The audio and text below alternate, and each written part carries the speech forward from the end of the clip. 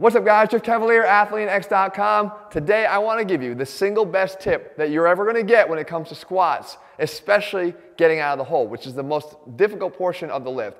But the key is this: whenever you get a tip for an exercise, it has to be one that can make great changes without you having to focus on the minutia of it, because that's when things go wrong. Perfect example of that, I gave you guys before a way to do rows better to make sure that you're getting full extension. People will tell you, oh, just get your elbows behind your body. So if that was my tip and I was rowing like this, you might think you're doing it right because I'm getting my elbows behind my body, but I'm really not, because there's much more room for extension if I were to just get myself into thoracic extension. So the better tip on getting your elbows behind your body would be to stick your chest out on every single row you do. So if I were to stick my chest out and move my elbows at the same time, now I'm getting full extension of my elbows behind the body. So you can see that the right thing to focus on is key. When it comes to the squat, when we're talking about the descent and getting down, people will say, sit back, right? They want you to get back so you can involve the hips and get down to depth. But it's really difficult for you to really understand how far back you're going and if you're ever going low enough. So that's where an instance like a box fixes that. Because I could take a squat bar and now say, hey, sit back. Well, I'm not really sure what that means, but if I put a box behind me here, the first thing I know I have to do proprioceptively is to sit back in order to get back to the box. So I sit back that way. And then I come down to the bottom, I actually feel it.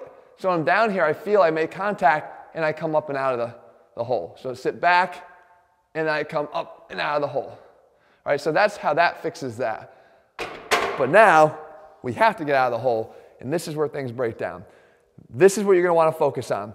People will say the best thing you can do to perform a squat is to have a tight core. Is to engage your core throughout every single rep, because that is going to maintain the stability throughout your entire torso. That's going to allow you to transfer force from the ground back up to where you started.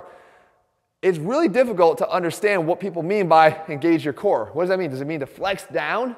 Because that could be engaging your core. What is truly engaging your core? All you have to focus on is moving your hips and your chest as one unit together from the bottom of the squat. So here, let me demonstrate it first without the bar. When I'm down at the bottom of a squat and I get down here, what happens is people will either, they'll dissociate one or the other. So the chest will start first, they'll lurch forward first here, and then start to lift up and straighten up again. Or when they're in the bottom, more likely, they're gonna try to load the hips a little bit more. So what they do is they start the hips backwards first.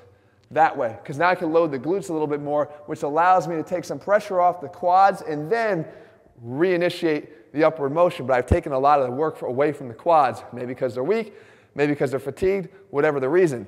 But if I go down to the bottom here and I say move the hips and the chest at the same time, now I do that. Okay?